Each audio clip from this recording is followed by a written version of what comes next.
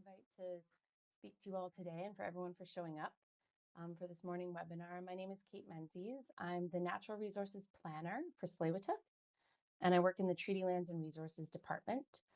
So I've been with the nation about 4 years now. One of those years I was on mat leave, and in my current role for a couple of years. And today I'm going to talk to you about our Indian River Watershed Integrated Stewardship Plan.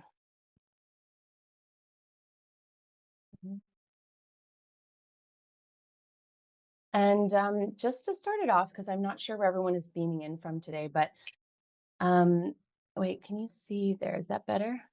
Can you see the slides okay? All right. Okay. They look great. Okay, perfect. So for those of you who aren't familiar with Tsleil-Waututh, Tsleil-Waututh means people of the inlet. And in Hunkaminam, that's the word for people of the inlet.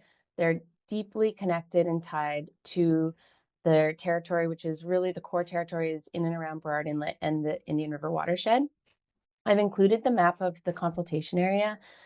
Now, obviously, Tsleil-Waututh's territory, didn't fit neatly inside any sort of boundaries and maps. It's much more broader than this, but it's sometimes helpful for people to see the consultation area. So we've got Vancouver here, Howe Sound. I'm assuming you can kind of see my cursor, but if you follow Burrard Inlet up Indian Arm, you will get to the Indian River Watershed, which I can show in my next slide. So here we are. The little red box is the reserve in North Vancouver. So that's the Tsleil-Waututh community where our administrative office is and where most of the community lives, just over the Second Narrows Bridge and east. And then if you travel up Indian Arm here, you get to the Indian River Watershed. So it's this area up here. You can access it from Squamish. There's a Forest Service road that connects, but most of our members and our field crew and staff, the quickest way is just up the water, because the water were, of course, Tsleil-Waututh's highways. And so this is the sort of area that we're going to focus the conversation for today. This is a beautiful picture of the estuary up at the top of Indian Arm. And hang on, I'm just going to move this here. So for Tsleil-Waututh folks have lived and stewarded the lands and waters in and around the Indian River Watershed and around Burrard Inlet since time out of mind. And it is a place, the watershed specifically is a place of really immense cultural value for Tsleil-Waututh. Over the years, there's been a lot of industrial activities, colonial development that have impacted some of the sites, the archaeology and cultural heritage in the watershed, but a lot of it remains. So there's a village site, trail networks, camps, rock shelters, culturally modified trees, pictographs, a whole range of evidence that Tsleil-Waututh people were thriving in the watershed and continue to access the watershed for many different purposes. So there's prime fishing locations and hunting sites and berry patches. Lots of spiritual work and cultural work continues today. And of course, we have our staff working in the watershed. There's a field crew at Tsleil-Waututh that is in the watershed, like aside from weekends and also including many weekends of the year, they're up there every single day. So they're the eyes and the ears up in the watershed. They notice when any little thing is new or changing or happens. It's also one of the last of the Indian River that flows into the estuary here and into the inlet. It's one of the last wild rivers in the region. So that it hasn't been dammed. It hasn't been altered, unlike, Seymour or some of the other rivers and tributaries into the inlet. This is sort of one of the last remaining wild rivers. That's where we're focused. I just want to talk about a few of the impacts that the watershed has seen over the last decades or even, 100 years. We have a huge BC transmission line running through the center of the watershed that was built, I think, in the mid 60s. There's a Fortis gas pipeline. Some of these pictures are a little blurry, but there's a gas pipeline. The original one was built in the 90s, but for those of you who don't know, there's another pipeline that's being twinned currently. So they've been working in there for the last year and will be there for the next several years building another pipeline. And as you can imagine, this is like a very steep, dynamic valley. And so it's a huge engineering challenge and many impacts associated with that project. A big one is forestry. So as they say, that it was logged from stem to stern many decades ago, and back then there weren't the forestry practices that we have today. So a lot of the roads weren't deactivated properly, huge cut blocks, and which has led to it exacerbates some of the issues that we see in such a dynamic watershed with landslides and debris flows. There's also a lot of contamination in the inlet because, again, I mean, there was a huge community logging up there. There's hundreds of people living in the watershed. There was like gas stations and equipment, and a lot of that has been sort of abandoned in and around the streams, in and around the forests. And so there's a big effort to clean up some of that historic kind of debris. Another big piece is we have a lot of rec users that come in the Forest Service Road from Squamish. It's a beautiful watershed, so a lot of people like to visit it, but there's a few bad actors that really spoil it for the rest of us. So this is the bottom picture here is a still taken from a video of these Jeeps just driving through the river with salmon in it. They start fires, they cut restoration sites. So I'll get into the amazing restoration that we've done for salmon up in the watershed, but people are like chainsawing it apart to burn it, and trash and all of these different things. And it's really tricky to manage that because it's such a remote location. So the rec user impacts are definitely, and then they've been really increased. I'm sure some people on the call can relate, but since COVID, in the middle of COVID, we saw a lot more pressure in the watershed.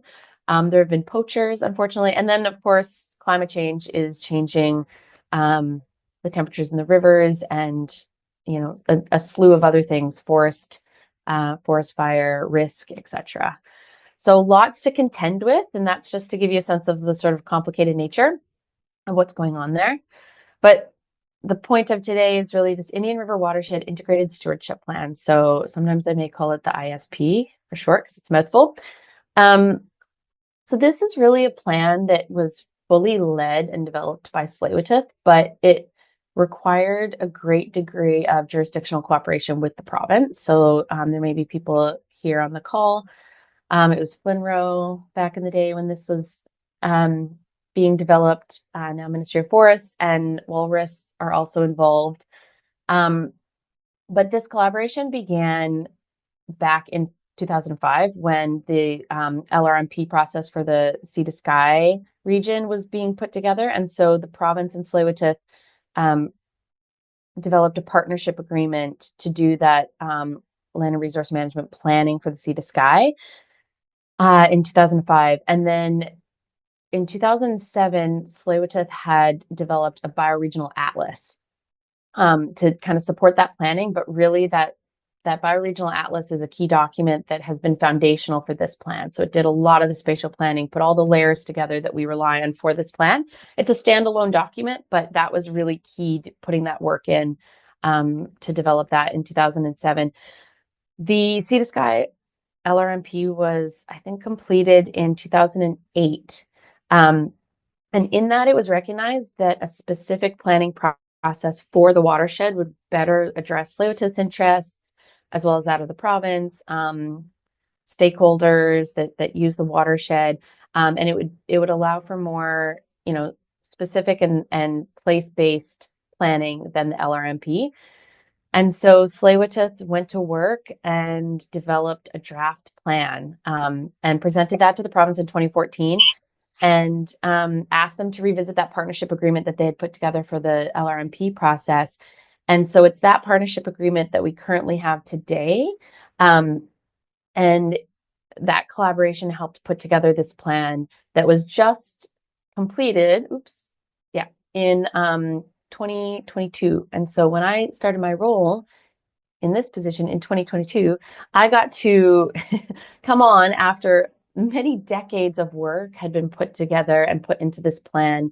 And then I have the privilege and the honor of working with my colleagues to implement it and working with the province. So I think that's just kind of an interesting story of how the province and Tsleil-Waututh work together. Even though it's a Tsleil-Waututh-led plan, it's endorsed by both governments, and it's really this framework for government-to-government land use planning. Okay, but for this, the benefit of this topic today, caring for streams, I'm just going to pull out a few pieces of the plan. And actually, once Nick starts his presentation, I'll pop the link into the chat that will take you to this plan. And I'll also pop a link into the chat for this narwhal article. So a big piece of our plan is focused on salmon stewardship. And this article here, Restoring the Flow, it's a piece that came out in 2023 because it was a huge drought year, and a big chunk of the river dried up, and there were tens of thousands of pink salmon caught behind it, and thousands were dying each day because of the oxygen levels were, rapidly declining. And so because the field crew is up there, they see everything as it's happening. We knew right away that the water had gone subsurface, and there was a big dried up patch. We also happened to be working on a restoration project just up the river, and so there were equipment on site. And like in a matter of, I think it was like 3 days or 2 days, DFO and Tsleil-Waututh had a plan in place, and they got the equipment, mobilized the equipment that was up there, and they did this fish salvage and then reconnected the river, and immediately the fish just like, powered upstream. And so a lot of, as I said, the system is really dynamic, and it requires someone to be up there all the time, like our field crew, to do some of this work. So salmon stewardship is a huge piece of the plan, as is riparian area management, some keystone species that we're looking for the freshwater systems, and I'll talk about the watershed reserve zones. So just to give you a sense of, here's just a little excerpt from the plan on salmon stewardship. So there's a couple key objectives, but to give you some more context, so chum salmon utilize the whole river and the side channel systems, and they really focus on these areas of upwelling groundwater, that really cool, cold groundwater. The coho rely on the side channel habitats for overwintering, and especially use the pools of like low water velocity, and they love the woody debris. And so we've got a lot of coho, a lot of chum, a lot of pink. Occasionally you'll find the odd lost sockeye. But, and as I said, so the salmon habitat's been impacted and degraded over time just because of all of the development in the watershed. So it's been a focus of Tsleil-Waututh for a really long time. I think they started doing restoration in the watershed on salmon habitat back in the 80s. And since then, there has been a slow recovery because the populations had drastically decreased in the, the height of forestry and everything, because it was adding a lot of sediment into the river, exacerbating, stream bank erosion. There were road failures and landslides. So all of that is bad news for the salmon habitat in the system. But the good news is those populations are slowly recovering. And at the moment, we work really closely with DFO and their science team on the restoration projects. And again, it's really the priorities of restoration stem from what the field crew is seeing, because they know the watershed so well. They see how the river changes from year to year. They know which side channels, have been active in the past and which are, clogged up now. And so they kind of initiate the priorities, and then DFO jumps on board, and we do it collaboratively together. So there's been a lot of restoration, but I wanted to just show you a couple of projects. So this is the 5K from the estuary up. We did a channel restoration in 2023. So it's this side channel here. As you can see at the very end where it tries to reconnect with the main stem of the river, it was just completely dried up. I'll show you a couple more photos. So here it was like very silty, super shallow. It was not wetted all summer long. And this is all, again, just from so much sediment entering the river over time and not being cleared away. As you can see, as you get further down towards where it would reconnect with the main stem, it was just completely dried up in the summer.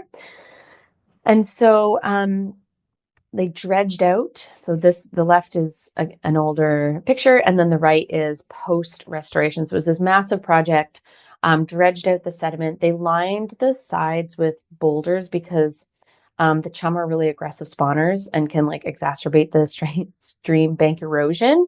And so by putting the boulders there, sort of protecting against that, added some weirs.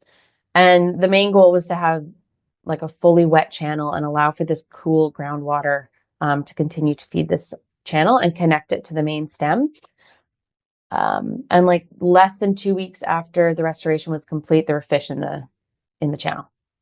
So they started using it right away.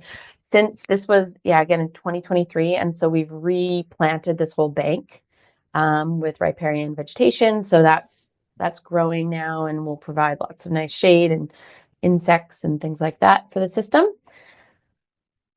Another quick one just to show the degree of debris flow impacts. There was a huge rain on snow event back in 2017, and it led to this massive blowout and debris flow that clogged Brant Channel.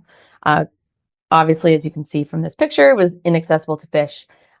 So they did a massive clearing project in 2022, again, to reestablish this channel and put some great woody debris in there. There were like wildlife bridges, and again, pretty much immediately was used by salmon in the system. So really cool restoration and ongoing. There's been millions of dollars spent up there over the last few decades. So that's another reason when the rec users are coming into the watershed and kind of destroying these places, we need to protect that investment, not just for the fish, but because it costs a lot to do restoration up there. And it's a lot of effort and time. And so it's a shame when these places and these restoration sites get damaged. Okay, the next piece that I've pulled out of the plan is the riparian ecosystem management. So essentially here, the main objectives of the plan under this is just maintaining the integrity of these systems, maintaining the hydrological regime, and increasing our knowledge of what those hydrological features and processes are. At the moment, because we're really just in essentially completing year one of kind of fully implementing this plan, which means I think there's 200 and something objectives, many strategies. So we have to pick and choose. We have to prioritize based on what the province is working on, based on what Tsleil-Waututh's priorities are. So this whole plan is like a work in progress. It's going to take a long time. So at the moment, we're focusing on learning more about the groundwater system. So we're doing some assessments this coming year on the hydrological systems pertaining to groundwater, because we know the temperature in the river is rising and we want to better prepare for these drought events, and better understand which channels to work on next, which will provide that groundwater. So we're kind of in the assessment phase. And then, of course, we're doing lots of work consistently maintaining those restoration sites and doing those riparian management or riparian plantings and managing those stream bank areas.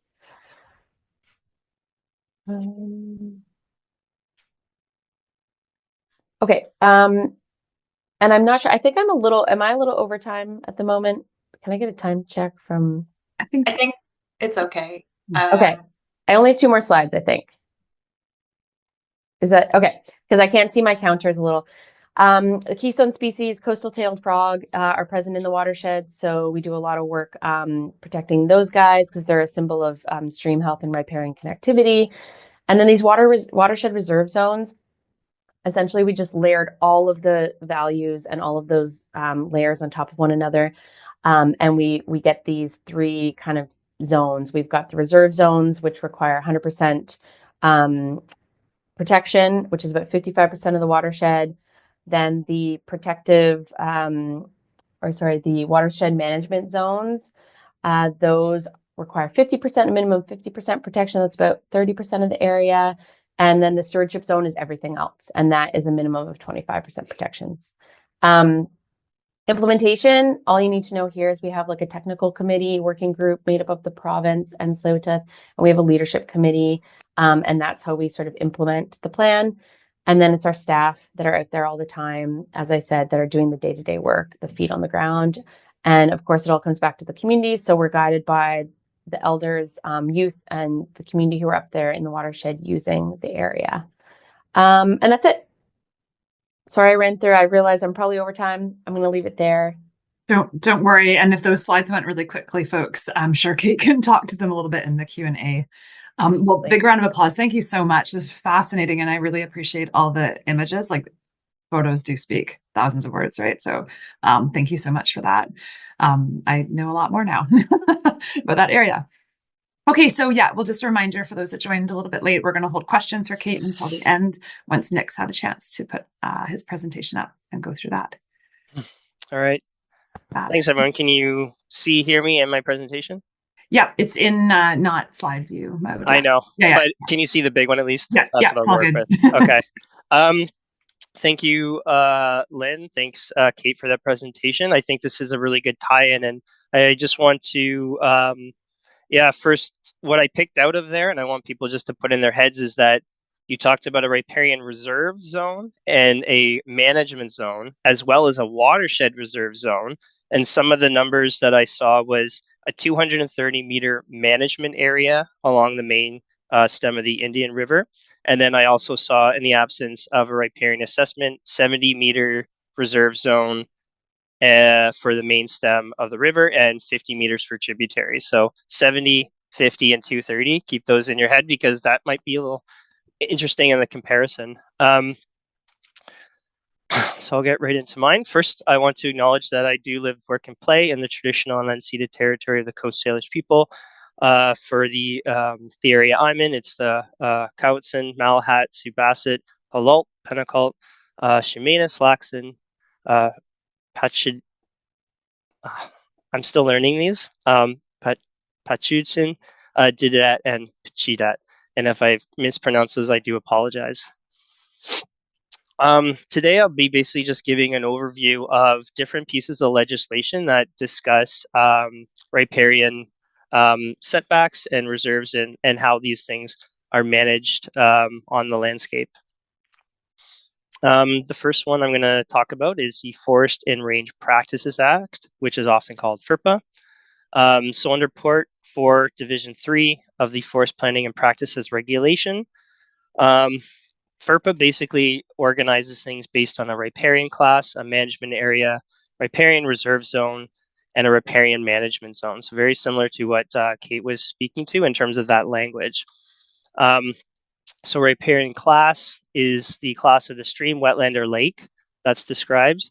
A management area consists of the riparian management zone and a reserve zone. And just to break those down, a reserve zone is supposed to be, generally a no-touch, conserve that riparian area, that core, and then you have outside of that a management zone. And these are established to protect fish, wildlife, habitat, biodiversity, and the water values of the riparian reserve zone. So then also FERPA breaks down streams into classes. And it also relates to fish. So with FERPA, what we're talking about is forestry activities relating to streams, but it often comes down to a stream that is a fish stream. Fish, again, are another harvestable species. So intrinsically, are all fish accounted for? This is something we'll go into. So we have S1A, B, S2, 3, 4, and then S5s and 6 classes, and they're based on basically size of the average channel width of those. So you can kind of just see here the differences. So less than a meter and a half to 5 meters, 5 to 20, and big rivers like the Fraser. And, a stream that is not a fish stream is located outside a community watershed, gets an S5 or 6, and those are small streams. So what you'll see here and the other kind of examples I go through are headwater tributaries, which there are many of, are kind of scheduled low on this chain for as we go through the reserve and management areas. So a fish stream under FERPA means a watercourse that has anadromous salmons, so ones that go back to the ocean and come in to spawn in freshwater. And the harvestable species of rainbow trout, cutthroat, all those you can see there. Any species at risk under the Species at Risk Act, federal, and species identified also as regionally important wildlife. Or again, they also discuss slope gradients because headwater systems, there's a certain point fish can get up to, and then you can have a lot of tributaries that are not fish bearing but do connect to those systems. So here's what it looks like. So the S1, these are also water courses, and then they have wetlands and lakes. So you'll see the differences just on these management areas between them. So one of the things that's interesting with the largest rivers like the Fraser is that there is not listed a reserve zone. And one of the reasons that I heard was that Scott Paper was operating on the islands in the Fraser River, and because that was a harvesting, it was looked at as, well, if we have a reserve zone of a maximum, then there wouldn't be much merchantable timber in there to harvest. So that's one of the kind of factors which played into the reserve zone on the largest being 0. But there's a management zone of 100 meters. When you're looking at wetlands, again, the wetland classes are kind of from smaller pockets to bigger wetlands. Management areas for the largest are 50 meters and small. But you can see the difference in that core habitats based on the management of those. And then same with lakes. The sizes vary greatly. And in terms of core reserve zones, other than larger streams at 50 and 30, you can see there, they don't get much more than 30 meters under FERPA. And next slide here, just a snip. So one of the things also to note is that with under FERPA and all these legislation, BC works on a professional alliance model. So one thing to really understand is that stream mapping is very poor and outdated in a lot of areas. So as you can see on this one, but what I'm trying to highlight here is when you look at what this looks like on the landscape, you can easily see the visuals of where these small systems, allegedly continue without any reserve zones. So that's what it looks like on the landscape. Let's go into the Private Managed Forest Land Act, PMFLA. So this one kind of it looked at kind of what FERPA did. It came after, and what we're looking at is a retention of a class of stream, and where FERPA looked at reserve zone management zone perpendicular to stream, this one's looking at it through a linear lens of 100 meters or so. So this, under Private Managed Forest Land Act, the owner or contractor, employer, agent of the owner carrying out a timber harvest in a cut block adjacent to an A class must on east side of every 100 meters retain at least 30 trees that are selected in accordance with some schedules. So depending on your system, every 100 meters, you have a certain number of trees. Locations are different, obviously, depending on where those are. And it's relating, again, to the activity, the harvestable activity. So they have a slightly different stream classes. So A is anything with a stream channel width of 100 meters or wider. B is 3 to 10, 1.5 to 5 for 3. Sorry, 1.5 to 3 for C. D is narrower than 1.5. And E class stream channel is greater. Well, I'll just leave it up there. Also, fish stream is defined as frequented by species of fish or has an average slope of less than 20% of each 100 meters. So again, it's the ability of fish to kind of move in and out of these systems. And once again, specified species of fish means the following. So again, taking from the list of, what is a fish? It's the harvestable fishes is really generally what we're talking about. It's not way the Federal Fisheries Act now defines fish more broader from what it was changed not too long ago. So if you look at PMFLA, the different stream classes, these are just kind of showing, again, retention of trees, it goes down into the headwater tributaries. So we start with 30 trees, 25, 15. Width is 10 meters, but if you're not finding those trees based on the size, diameter, breast height, then you're supposed to keep going out to get that retention. Also maintain, so with Class C, for both coniferous and deciduous as pre-harvest stand if the gradient. So there's these kind of, different scenarios based on, is it fish bearing? What's the average size of the stream? Again, under this, it's incumbent on that professional alliance model. So if we're looking at streams through the average width of them, then you would, want to do stream assessments in the winter when there's flow. As we know, with stage 4 and 5 droughts, intermittent streams and headwaters are often dry. So that's a little bit of a challenge depending on, what should we be expecting to see based on when these assessments are happening. Just again, another example of what this can look like on the landscape. You can clearly see a division of where things stop and then fully harvested upper watershed areas. And this is just, snips from online mapping. Haven't done anything special here. This is an internal information. This is free online information. You could do this through IMAP, the provincial IMAP, Habitat Wizard, Google Earth, turning on aerials. Local governments have online mapping, and you can turn on stream layers and kind of go to these areas and take a look at what's happening.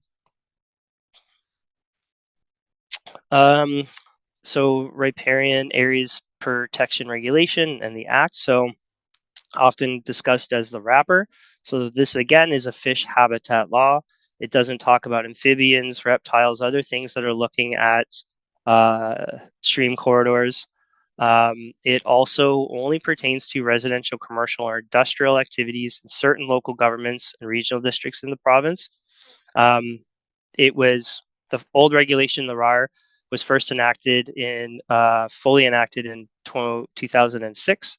And the jurisdiction of wrapper hasn't changed since then. So it's still the 15 regional districts, basically in the lower quarter of the province, and the incorporated municipalities and regional districts, within those.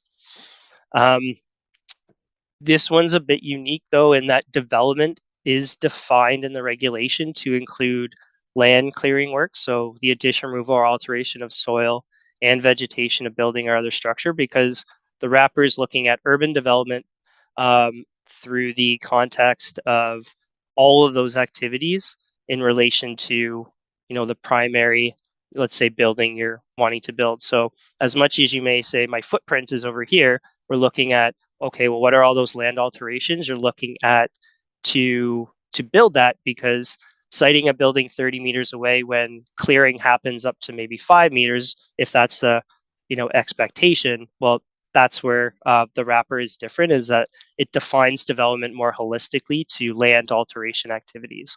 It also applies to subdivision and subdivision servicing.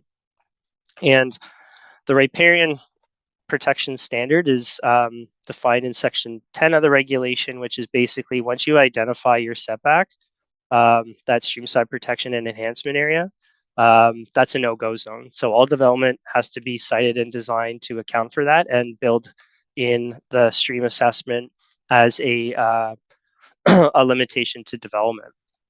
And there's two methodologies, again, working under the professional alliance model. Consultants can use a detailed or simplified methodology. For obvious reasons, the simple methodology is simple. It generally will max out to the 30-meter default setback. You don't need to prescribe measures to protect any of that setback because you've already done the width. So you just need to basically figure out where that would be, and then not clear within it during the activities.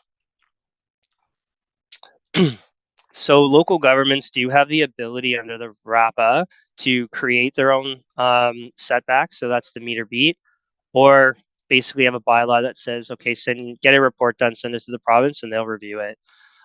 What's incumbent on local governments, though, if they're doing their own setbacks, is they would need an environmental planner or someone who knows the process to be able to vet that work and ensure that the stream assessments are accurate. that everything is accounted for and it works to the wrapper standards. And a lot of things aren't covered, such as farming activities, works in and by a stream under the Water Sustainability Act, things like that. So again, just to state that wrapper does define based on servicing. So it defaults because the wrapper is administered through local government bylaws. A lot of the wrapper does relate to the Local Government Act and what the ability of local governments, can do under that. And there's various standards. So generally the detailed methodologies, so streams under the wrapper are natural systems, wetlands, lakes, ponds, water bodies, and ditches.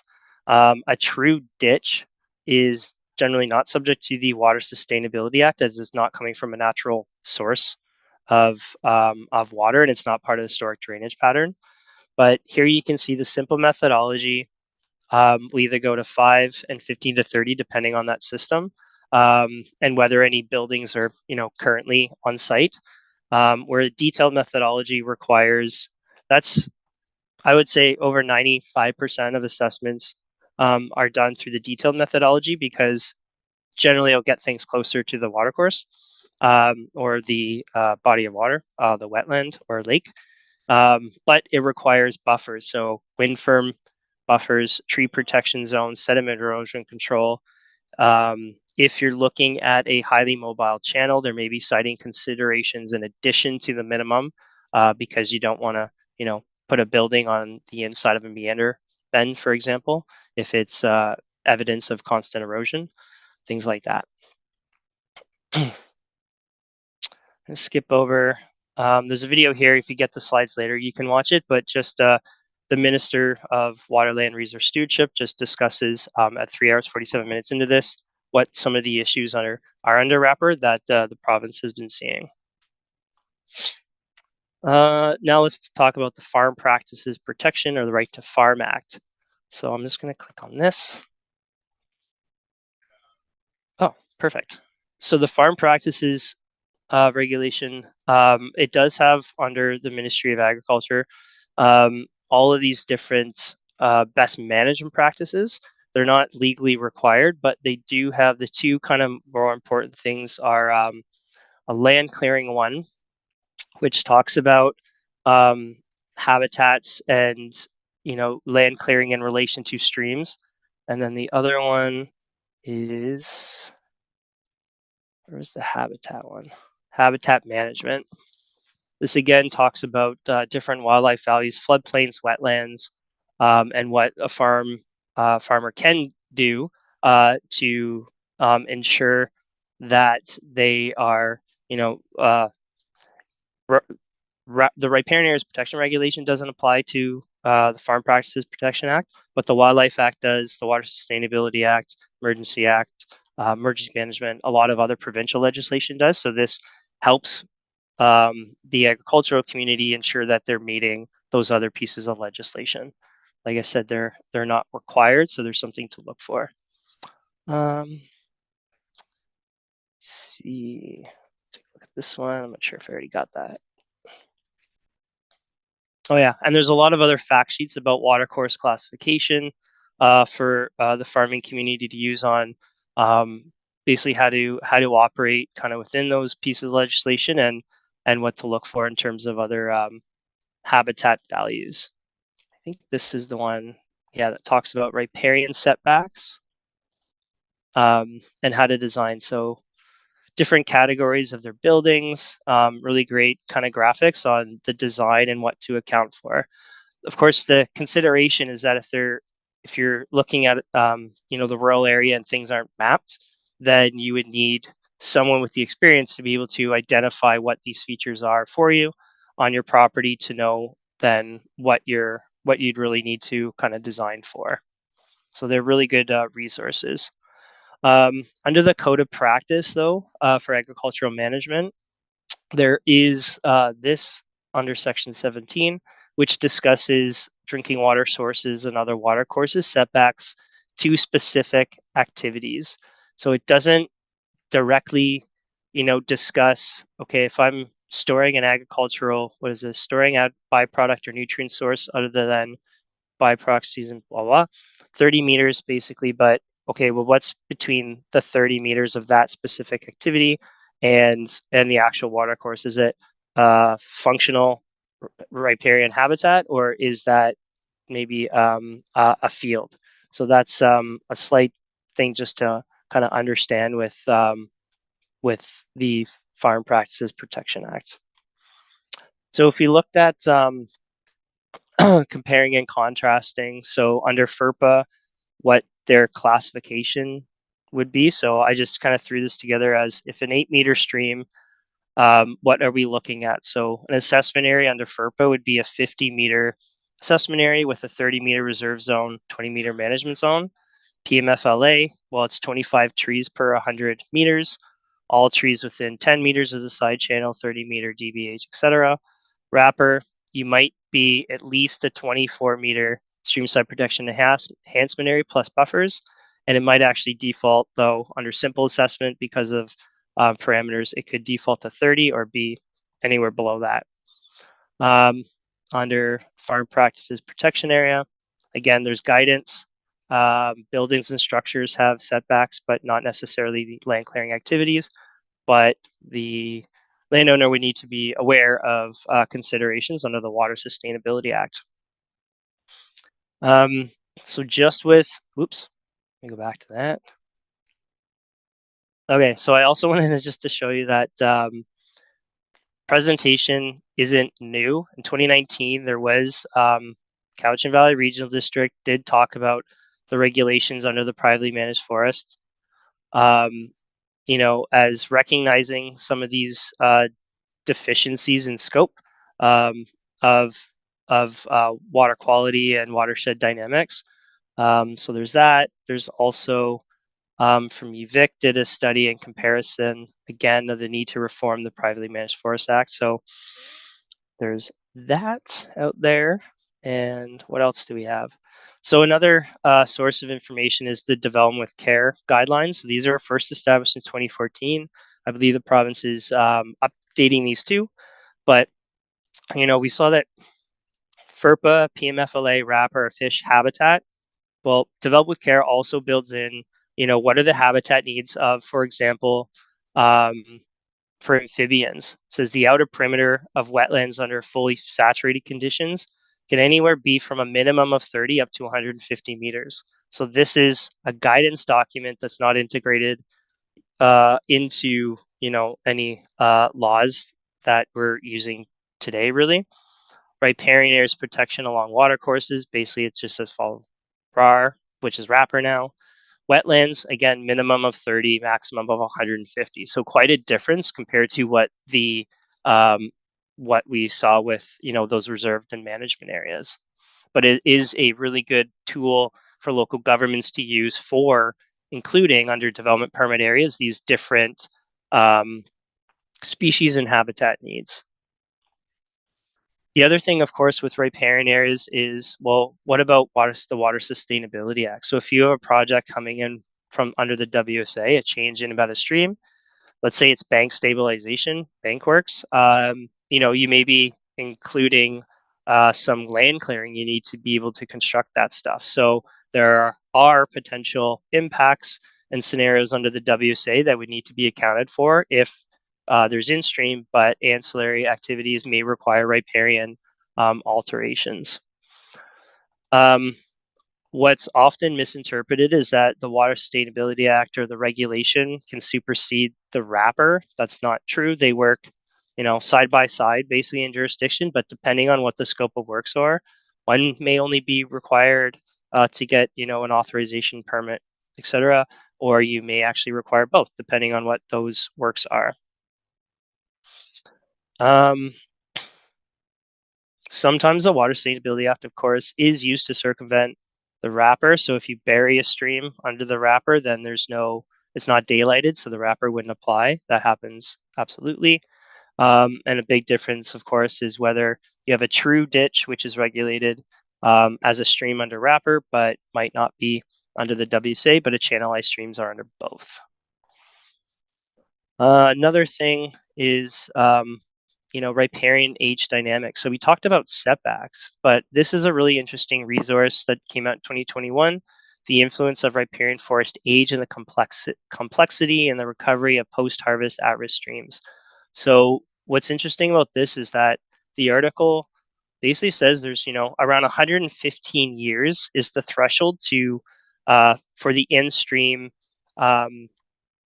habitat values to be, most protected. So forest, depending again whether you're headwater, tributary, obviously might look different than in a lowland, valley land, but the age of the riparian area and the reserve does make a difference based on bank stability, sedimentation, habitat quality for sure.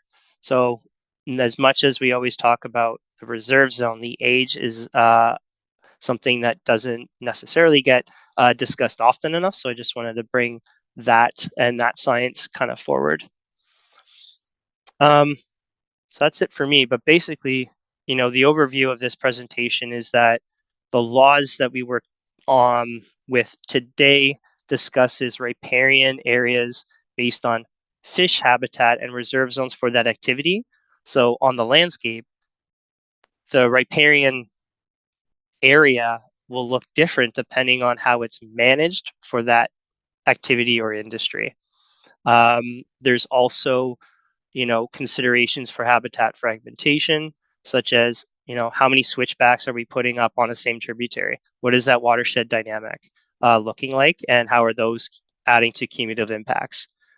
I think that's it for me. I'll stop sharing. Thank you so much, Nick. No Big problem. round of applause. So yeah, we can stop recording and